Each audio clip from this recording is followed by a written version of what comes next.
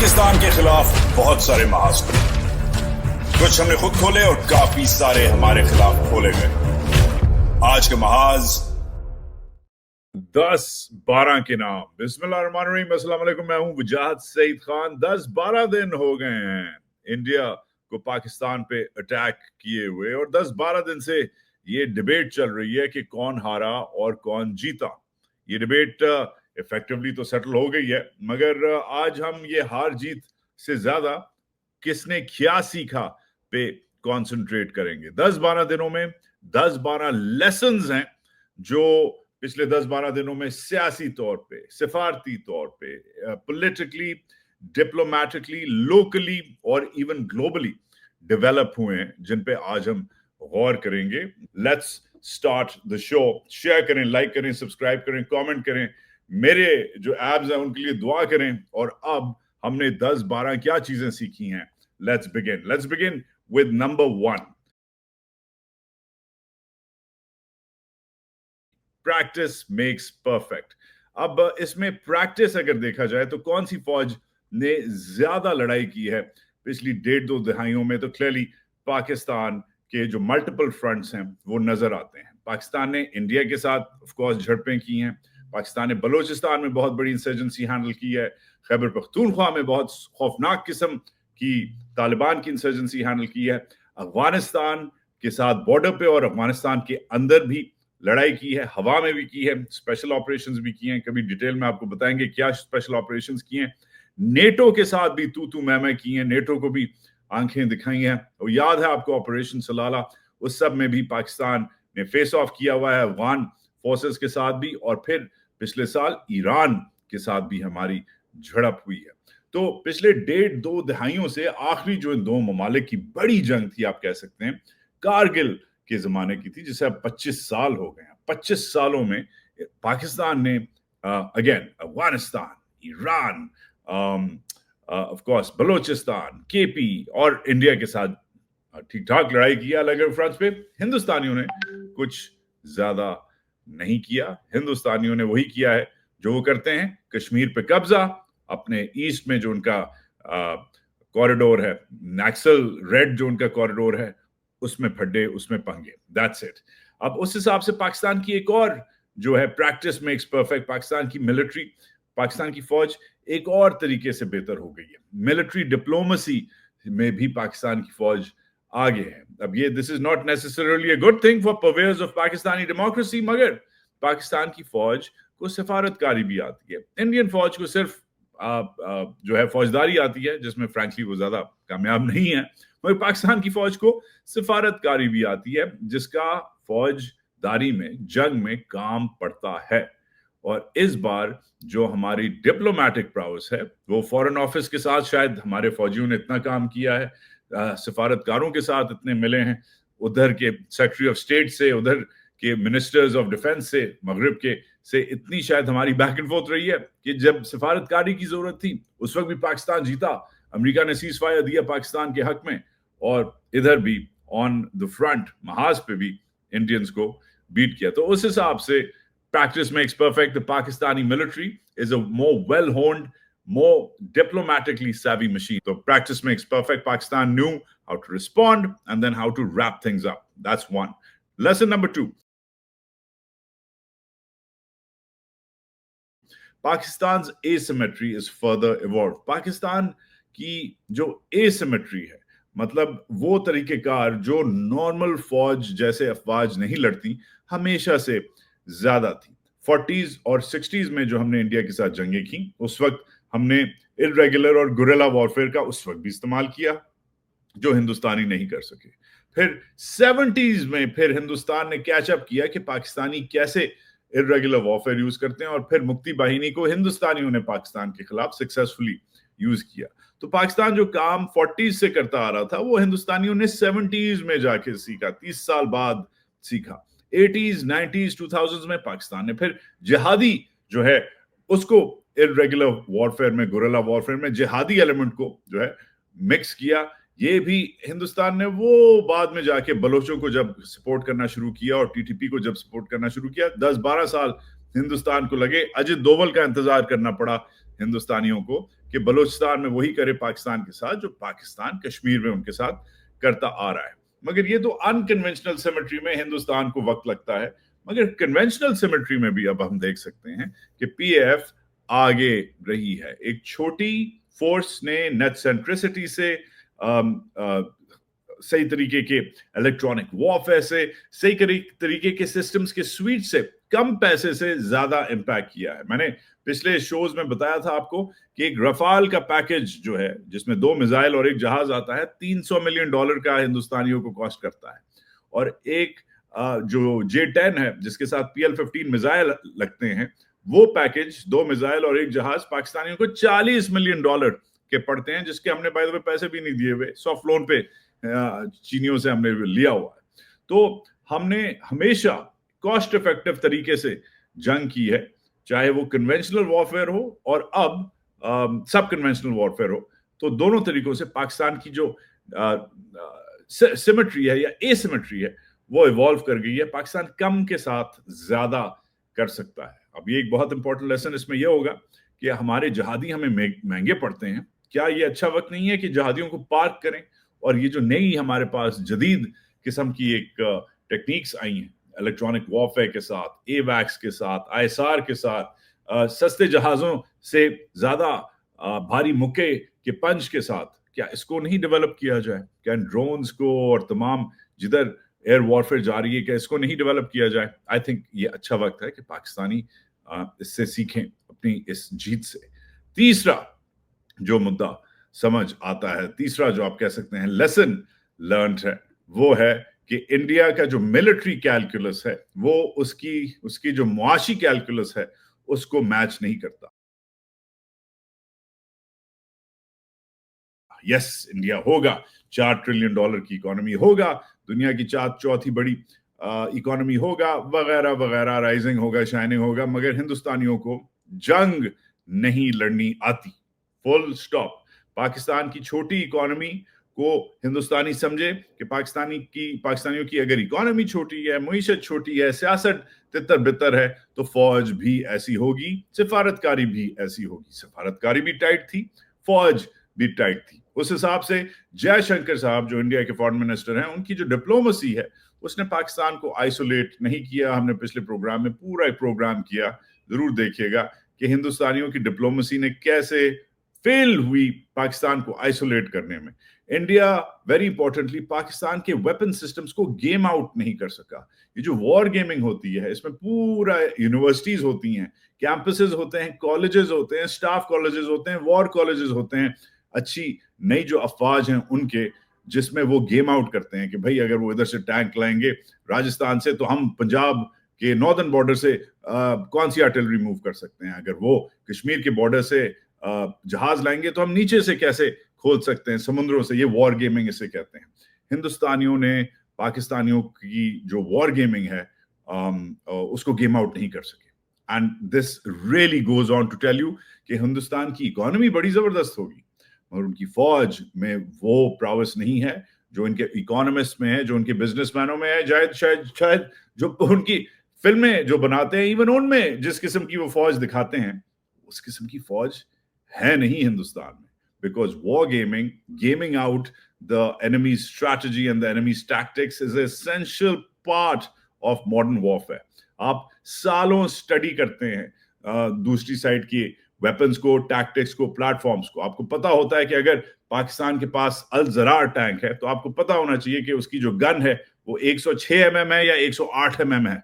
आपको पता होना चाहिए। अगर नहीं पता आपको तो आपको उसको रेंज नहीं पता होगी। जब आपको उसकी रेंज नहीं पता होगी, आपको ये नहीं पता होगा कि वो 2000 मीटर तक मार सकता है गोला या 200 मीटर तक मार सकता है, और ये आपके टैक्टिक्स को इफेक्ट करता है। तो उन्होंने क्लियरली हमारे सिस्टम्स को नहीं पड़ा। हर एक को पता था पाकिस्तान के पास PL-15s हैं, पीएफ वीडियोस बना रहा था अपने PL-15s के बारे में। हर एक को पता था पाकिस्तान के पास J-10s हैं, पीएफ ने तस्वीरें लगाई हुई हैं कि पाकिस्तान के पास J-10s हैं, मगर इनकी कारकर्दगी, इनकी परफॉर्मेंस इंडियंस नहीं समझ सके। इसका मतलब है इंडिया की बाकी चीजें अच्छी होंगी, फौज के मामले में इंडियन मिलिट्री का कैलकुलस ठप था। यह हो गया तीसरा मुद्दा। चौथी चीज जो हमने सीखी है बुनियान उन मरसूस क्या पाकिस्तान की फौज का 1947 से लेके अब तक क्या ये बेस्ट परफॉर्मेंस थी? अब जो लोग नूर जहां के नगमे गाते हैं पैंट के, ये पैंट की जंग से भी शायद ज्यादा इंटरेस्टिंग और एडवांस मेरे लिए थी। और भी मेरे बहुत सारे दोस्त हैं, एनालिस्ट हैं, जो समझते हैं कि एक शॉर्ट इंटेंस कॉन्फ्लिक्ट में जिसे जल्दी से एस्केलेट करना था पाकिस्तान ने, कि वो खत्म हो, ज्यादा ना ऊपर जाए, ज्यादा ना नीचे रहे। बहुत ही नीचे रहता तो लंबा चलता, बहुत ही एकदम ऊपर जाता तो हम सब खत्म हो जाते, न्यूक्लियर वॉर हो जाती। पाकिस्तान ने टैक्टिकली जो है सही किया, गलत किया, क्या गेन किया, इसमें लगता है कि वाकई पाकिस्तान की टैक्टिकली बेस्ट परफॉर्मेंस थी। अब फॉर एग्जांपल मुलायजा कीजिए, टैक्टिकली आपने दिन के जंग के पहले ही दिन आपने इंडिया के जो मिलिट्री एयरक्राफ्ट हैं उनको ग्राउंड कर दिया, तो जहाज बैठ गए, सब जहाज इंडिया के बैठ गए, जितने भी जहाज हैं, 2 पर वाले, 6 पर वाले, 2 इंजन वाले, 1 इंजन वाला, सब बैठ गए, ग्राउंड कर दिया आपने, स्पेशली रफाल्स को। This was a very big deal. उन्हें दूसरे दिन उनको अपने ड्रोन्स आपके ऊपर हावी करने पड़े, दूसरे दिन उनको अपने ड्रोन्स आपके ऊपर हावी करने पड़े, आपके एयर डिफेंसेस को स्पॉट करने में या आपको डराने में, या जो भी उनका गोल था। अब इस सब में आपने खाली उनके ड्रोन्स नहीं चलवाए, आपने उनके स्कैल्प मिसाइल्स चलवाए, आपने उनके हैमर बॉम्ब्स चलवाए, आपने उनका ब्राह्मोस चलवाया, आपने उनके स्काई स्ट्राइकर ड्रोन्स चलवाए, आपने हार्पीज और हीरोन ड्रोन्स भी उनके चलवाए, आपने उनका जो असलहा है, जो उनका बारूद खाना है, तोप खाना है, उसको चलवाया। आपने एक बहुत wide variety of Indian attacks and platforms, aerial and ground, आपने एब्जॉर्ब किए। आपने समझ आई कि ये किधर तक कर सकता है, ये कैसे मारता है, कब मारता है, किधर से मारता है, क्यों मारता है, और किधर तक जा सकता है, वो आपको समझ आ गई। एक बार नहीं, 2 बार नहीं, 3 आपने वेव्स, 3 वेव्स इंडियन अटैक्स की आपने अब्जॉर्ब की। और जब एस्केलेशन हुई तो इंडिया ने गलती की। इंडिया अगर नूर खान एयरबेस को अटैक नहीं करता, और वेस्टर्न एनालिस्ट यही कह रहे हैं, वेस्टर्न अखबार ये कह रहे हैं, इस पर रिपोर्टिंग हुई है कि अगर नूर खान एयरबेस जो GHQ के साथ लगता है, जो SPD स्ट्रेटेजिक प्लान डिविजन के साथ लगता है, जो इस्लामाबाद के साथ लगता है, जो रावलपिंडी के साथ लगता है, जो वजीर आजम हाउस के पास लगता है, जो GHQ के चीफ ऑफ आर्मी स्टाफ के घर के पास लगता है, जो जॉइंट स्टाफ हेडक्वार्टर के पास लगता है, ऐसी खौफनाक किस्म की लोकेशन पे एक रनवे तोड़ना या एक कमांड सेंटर तोड़ना, जो उन्होंने तोड़ा, इससे ज्यादा नूर खान में नुकसान नहीं हुआ अकॉर्डिंग टू सैटेलाइट इमेजरी। मगर उसका जो ऑप्टिकल इम्पैक्ट था, जो हम बैठे हुए इधर भी देख रहे थे, हमने कहा ओए नूर खान पे अटैक हो गया, इसका तो मतलब है पूरी आपकी सिविलियन मिलिट्री लीडरशिप पे भी अटैक हो सकता है। तो उसने, इंडिया ने कुछ ज्यादा ही एस्केलेट किया, और उस वक्त अमेरिकन इन्वॉल्व हुए। तो इंडियंस ने एस्केलेशन भी जब की तो सही जगहों पे नहीं की। ये जेकबाबाद इधर उधर रहीम यार खान मारते रहते, ठीक था। वो रहीम यार खान कौन जाता है उधर, लोग शिकारी खेलने जाते हैं, चलो भुलारी मार देते, कराची है, ठीक है, एक आप कह सकते हैं रहीम यार खान से ज्यादा इंपॉर्टेंट टारगेट है, ठीक है भाई, भुलारी में उन्होंने एयरफोर्स का अफसर शहीद कर दिया, ये ऑप्टिक्स आ गई है, ठीक है, समझ आती है। मगर नूर खान इंडिया की तरफ से ओवर एस्केलेशन थी, जिसकी वजह से आप कह सकते हैं कि पाकिस्तान ने सिफारती गेम फिर पकड़ लिया। अब ये इंपॉर्टेंट इसलिए है पकड़ना, इसको इस पे गौर गौर गौर प्लीज फरमाएं। 47-48 में अक़वाम मुत्तहिदा ने UN सीज फायर करवाया। 65 में इंडिया गया USSR के पास, सोवियत यूनियन ने सीज फायर करवाया ताशकंद में। 71 में तो सीज फायर जरूरत नहीं थी, पाकिस्तान फ्रैंकली हार गया, इसमें कोई झूठ सच की बात नहीं है, फैक्ट्स है फैक्ट्स, पाकिस्तान ने बहुत बड़ा सरेंडर किया। 71 में पाकिस्तान टूट भी गया, हार भी गया। 19 जो आप कह सकते हैं 99 में अमेरिका ने फेंटी लगाई पाकिस्तान की, नवाज शरीफ को बुलाया क्लिंटन ने, उसने कहा बी ए गुड बॉय, चलो अपनी फोर्सेस वापस बुलाओ। उस पर फिर नवाज शरीफ की क्लास ली गई, मतलब पाकिस्तान की क्लास ली गई। 2001 में अमेरिका ने इंटरवीन किया, मगर उस वक्त अमेरिका के गोल्स थे। 2001 में दिल्ली पार्लियामेंट अटैक्स के बाद मुशर्रफ साहब की जरूरत थी, पाकिस्तान की जरूरत थी, अफगानिस्तान में जंग छिड़ चुकी थी। अमेरिका ने अपने गोल्स के लिए हिंदुस्तानियों को कहा कि बस बहुत हो गई है। हिंदुस्तानियों ने फिर भी बिल्डअप किया, 10-11 महीने एस्केलेशन की, मगर जंग नहीं की। 2008 में मुंबई अटैक्स के बाद कांग्रेस की हुकूमत ने कुछ नहीं किया, पाकिस्तान को FATF पे डलवाया। यस, पाकिस्तान की और इंटरनेशनल मीडिया में बहुत बेइज्जती हुई, और होनी भी चाहिए थी, क्योंकि पाकिस्तान का इसमें हाथ था, पाकिस्तान का 2008 में हाथ था। मगर क्या पाकिस्तान इसे बेहतर हैंडल कर सकता था? यस, नहीं किया, वो पाकिस्तान का मसला है। 2016 में मजाक था, उड़ी में इन्होंने स्पेशल फोर्सेस भेजे, वो कब आए कब गए, पकोड़े खाए, अब उन्होंने ग्रेनेड्स मारे, इररेलेवेंट, बिकॉज ना वो प्रूव हो सका ना डिस्प्रूव हो सका। 2019 में हमने चाय पिलाई अभिनंदन को और इन्होंने मेडल दिया, और 2025 में पहली बार तारीख के अमेरिका ने एक इंटरवीन करके, ये पहला यूएस स्पॉन्सर्ड सीज फायर था जिसमें 2 लफ्ज इस्तेमाल हुए हैं बार बार। अमेरिकी प्रेसिडेंट ने कहा है कि ये टिट फॉर टैट था, मतलब आंख का बदला आंख, नाक का बदला नाक। पाकिस्तान और इंडिया बराबर रहे हैं, टिट फॉर टैट है। और दूसरा एन वर्ड यूज किया है उन्होंने, न्यूक्लियर कॉन्फ्लिक्ट होने वाला था। ये क्लियरली डिस्क्राइब करता है पाकिस्तान के ये 2 गोल हमेशा से रहे हैं। एक, हमेशा बराबरी दिखाए इंडिया के साथ, टिट फॉर टैट दिखा दी सफारती तौर पे। अमेरिकी सदर, दुनिया के सबसे पावरफुल आदमी, ने एक्सेप्ट किया है कि टिट फॉर टैट मसला रहा है। और दूसरा, दुनिया को कंपेल करे कि ये न्यूक्लियर फ्लैश पॉइंट है, और वो an word nuclear flash point, उसके स्टेक्स जो हैं वो बहुत हाई हैं। तो जो एन वर्ड यूज किया है अमेरिकी सदर ने, ये भी पाकिस्तान की सिफारतकारी की स्ट्रेंथ, पाकिस्तान की टैक्टिकल स्ट्रेंथ दिखाता है। और 10, मेरा मौकिफ यह है कि बुनियान मरसूस तमाम जो हमारे फेस ऑफ्स हुए हैं रिसेंटली, कम अज कम उसमें ये हमारी best tactical and diplomatic, military and diplomatic performance रही है। मुद्दा number 5,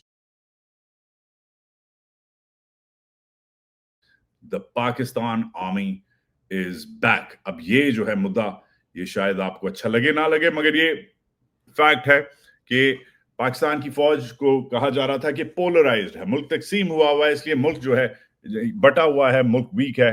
polarised doesn't mean divided. Pakistan की फौज ने लोगों को इकट्ठा किया है, लोगों को इकट्ठा होने की जरूरत नहीं थी। हम वैसे ही अपनी फौज से मोहब्बत करते हैं जब अपनी नौकरी करती है, जब अपना काम करती है, मतलब मुल्क का दिफा करती है। तो आसानी से जो भी पार्टीज, जो भी लोग इधर उधर तितर बितर हुए थे, अलग हुए थे, जो मस्जिदें बनी हुई थी, वो सब बुलडोज हुई, और हम अपनी फौज अपने झंडे के तले इकट्ठे हुए। मिलिट्री स्पोक्स पर्सन ने भी, जो आईएसपीआर की परफॉर्मेंस रही, प्रोपेगेंडा की परफॉर्मेंस रही, आईएसपीआर की, डीपीआर की, डीजीपीआर की, नेवी की, एयरफोर्स की, वो जबरदस्त रही। वो ट्रेंड्स बने, इनके नगमे तैयार थे, इनके एयर वाइस मार्शल औरंगजेब तैयार थे, ये ट्रेंड होने के लिए तैयार थे। एक ज्यादा सावी किस्म का आईएसपीआर का आपने देखा। इंडियंस उधर 2-2 हफ्ते से, उनका जो आईएसपीआर है बेचारा टूटा भजा, उनके आईएसपीआर ने 2-2 हफ्ते वीडियोस नहीं चलाई हुई थी जब जंग छिड़ी। हमारा आईएसपीआर नगमों के साथ, वीडियोस के साथ और औरंगजेब के साथ तैयार था, which goes on to show कि जब आप 50-60 साल मुल्क पे किसी पे राज करेंगे तो फिर फौज का कम से कम प्रोपेगेंडा आम तो तगड़ा होगा, जो डेफिनेटली हुआ। दोनों साइडों ने मिस इन्फॉर्मेशन गेम खेला, मगर हिंदुस्तानियों ने कुछ ज्यादा ही खेल लिया, अपना ही कूलेड पीने लग गए एंड ओवरडू किया। जब उन्होंने ओवरडू किया कि इस्लामाबाद तबाह हो गया है, कराची फतह हो गया है, लाहौर डूब गया है, कश्मीर फिर से अखंड भारत का हिस्सा हो गया, थोड़ा सा ज्यादा ही हो गया, उस वक्त ही हिंदुस्तानियों ने खुद रियलाइज किया कि ये तो ज्यादा, अर्नब गोस्वामी, बरखा दत्त एंड कंपनी जो F-16 गिरवा रहे हैं, अभी भी बिलीव करते हैं कि F-16 कहीं खुफिया जगह पे गिरे हुए पाकिस्तान में। इनकी कंस्पिरेसी थ्योरीज इनकी मेन स्ट्रीम पॉलिटिक्स बन गई, और वो इन्हीं को नुकसान हुआ। ज्यादा फायदा पाकिस्तान की फौज को हुआ, जिसने कहा देखो इन जाहिलों को, बनते तो बड़े एजुकेटेड, जबरदस्त फर्स्ट वर्ल्ड टाइप बनते हैं, ग्लोबल वॉइस, ग्लोबल साउथ की वॉइस बनते हैं, हरकतें इनकी देखो। और बाकी हरकतें जो थी, करतूत जो थे, वो काबिल मजम्मत थे, इंडियन मीडिया का प्रोपेगेंडा। और उस हिसाब से पाक फौज को एडवांटेज मिला। So the Pakistani army is back. Number 6, जो इससे मुंसलिक पॉइंट है, did Asim Munir's stock go up? अब स्टॉक जो है वो कंपनीज का ऊपर जाता है, मगर ये कंपनी ही तो है जो पाकिस्तान को चला रही है, और इस कंपनी का चेयरमैन जो है आसिम मुनीर है। अब आसिम मुनीर साहब को स्पेसिफिकली टारगेट किया गया था। आसिम मुनीर साहब की जो स्पीच थी, आपको याद होगा, ओवरसीज पाकिस्तानी की स्पीच, जो मुझे भी काफी अजीब सी लगी थी, मगर उसमें मैंने टू नेशन थ्योरी के बारे में कुछ नहीं बोला था। मैं पाकिस्तानी हूं और मैं टू नेशन थ्योरी हमने बचपने से पढ़ी है, उसकी कॉन्टेक्स्ट हमें पता है। टू नेशन थ्योरी वो सर सैयद अहमद खान के जमाने से शुरू होती है, अल्लामा इकबाल इस पे बात करते हैं, कायद आजम मोहम्मद अली जिन्ना इस पे बात करते हैं, इवेंचुअली ये डिस्प्रूव होती है। 71 में टू नेशंस नहीं, 3 नेशंस बन जाती हैं। ये एक पॉइंट ऑफ डिबेट है, मगर हिंदुस्तानियों ने लगता है पहली बार सुना था कि टू नेशन थ्योरी भी कोई चीज है। उस पर वो पढ़ गए और उस पर आसिम मुनीर साहब को स्पेसिफिकली टारगेट किया जंग से पहले कि ये डॉग वेसल इन्होंने किए हैं, इनकी स्पीच की वजह से पहलगाम में अटैक हुआ है। और जंग के दौरानिए में इनके प्रेस ने बार बार पाकिस्तान में इंस्टेबिलिटी और कियोस पैदा करने की कोशिश की और कहा ओ आसिम मुनीर को कत्ल कर दिया गया, आसिम मुनीर गायब हो गया, आसिम मुनीर को उसके कमांडर्स ने तख्ते से पलट दिया। इस किस्म की खबरें मेन स्ट्रीम मीडिया की करोड़ों बनाने वाले एंकर्स अर्नब गोस्वामी जैसी बातें, इस किस्म की बातें कर रहे थे। मगर हुआ यह है कि मोदी साहब की गवर्नमेंट ने एक्चुअली आसिम मुनीर को एक नई लीज ऑफ पावर दी है, एक नई पॉलिटिकल लाइफ दी है, जिसमें फौज ने, आईएसपीआर ने भी अपना काम किया और आसिम मुनीर साहब भी अपना काम अब कर रहे हैं। आज आपने देखा होगा पहली उनकी शोइंग हुई है, क्रिकेट मैच में पिंडी में गए हैं डीजीआईएसपीआर के साथ। This is a big deal. ये अब आसिम मुनीर अगर पब्लिकली आने लग गए हैं, पहले पब्लिकली नहीं आते थे, जो बड़े कंट्रोल्ड एनवायरमेंट्स में नजर आते थे, पीएमए में नजर आते हैं या सीएमएच में नजर आते हैं, अस्पतालों में या मिलिट्री गैरिसन्स में। इवन वो जो स्पीच थी जो ओवरसीज पाकिस्तानीज की थी पाकिस्तान के वो इस्लामाबाद के बड़े जिना ऑडिटोरियम में, वो भी बड़ी कंट्रोल्ड एनवायरमेंट थी। क्रिकेट मैच में कंट्रोल्ड एनवायरमेंट नहीं होती, कोई नारा लग सकता है, कुछ उल्टा सीधा काम हो सकता है, ऐसा कुछ नहीं हुआ according to observers. So Asim Munir has just been given a coming out party by Mr. Modi, and based on that Asim Munir is expected to get stronger and stronger. But will he exploit this window to do good for Pakistan? क्या वो अपने मुल्क के लिए भला करेंगे? अब वक्त तो आ गया है कि सवाल पूछा जाए। ये डिपेंड करता है कि आपके लिए भला क्या है। फौज के लिए भला यह है कि गवर्नेंस अच्छी हो, वो कोई भी करे, उसका एक सर हो, उसके दो सर हो, उसके दांत टूटे हुए हो, उसका रंग काला हो, उसका रंग पीला हो, इररेलेवेंट। फौज को गवर्नेंस चाहिए, ये फौज ऑन द रिकॉर्ड कहती है। अब जो गवर्नेंस अच्छी करेगा वो रहेगा, जो गवर्नेंस नहीं अच्छी करेगा वो नहीं रहेगा। जो ज्यादा पैसे खाएगा उसकी फिर बारी बहुत देर बाद आएगी जब और पैसे हों, जो कम पैसे खाएगा उसकी बारी जल्दी आएगी। ये फौज का बिलीफ है सिविलियन गवर्नेंस के बारे में, और फौज ने ये बात पक्की कर ली है और अब कम्युनिकेट ओपनली करते हैं कि न्यू नॉर्मल में गवर्नर्स जो हैं, अच्छे गवर्नर्स हम डिसाइड करेंगे कि कौन गवर्नेंस करता है।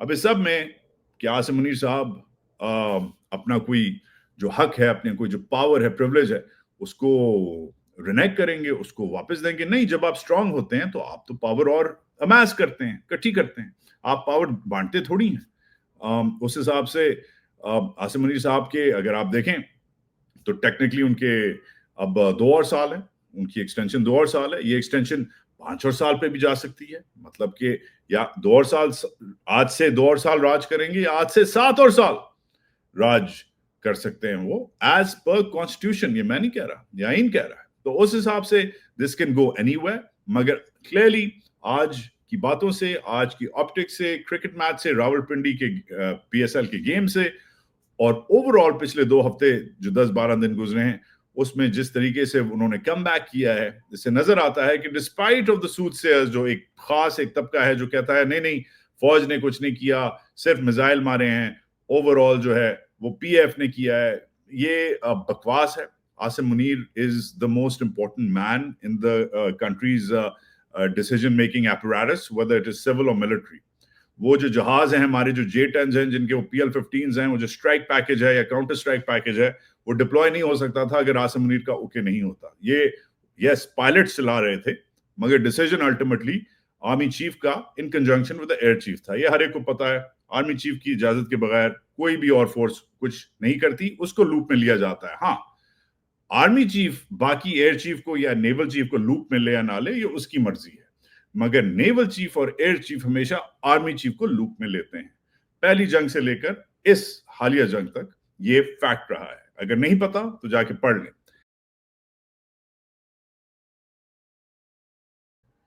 अभी के लिए इतना ही। जो मेरे 10-12 पॉइंट्स के अगले जो 6-8 पॉइंट्स हैं वो अब दूसरे पार्ट में, उसमें मोदी जी का रिपोर्ट कार्ड, इंडिया ने किस तरीके से वेस्ट को लूज किया है और अनइम्प्रेस किया है, चीन और पाकिस्तान और करीब कैसे होंगे अगर हुए तो, एंड क्रिटिकली इमरान का फ्यूचर रोल क्या होगा, will the army negotiate with him, क्या उनके साथ मुज़ाकरात जो हैं हो ही रहे हैं, क्या बेसिस बन रहा है उस सबका, that is next and coming up in a few hours. लंबा शो मैं इसलिए नहीं करना चाहता, फिर आप कंप्लेन करते हैं कि बहुत लंबा कर देते हो, इसलिए 2 हिस्सों में तोड़ा है इस बिट को. I will speak to you soon in the next one. अपना ख्याल रखें, शेयर, लाइक, सब्सक्राइब, कमेंट करें. और बाय द वे इसी का सबस्टैक भी लग गया है, उसका जो लिंक है वो डिस्क्रिप्शन में है. Check it out as well and I will talk to you very soon. ख्याल रखें. पाकिस्तान जिंदाबाद.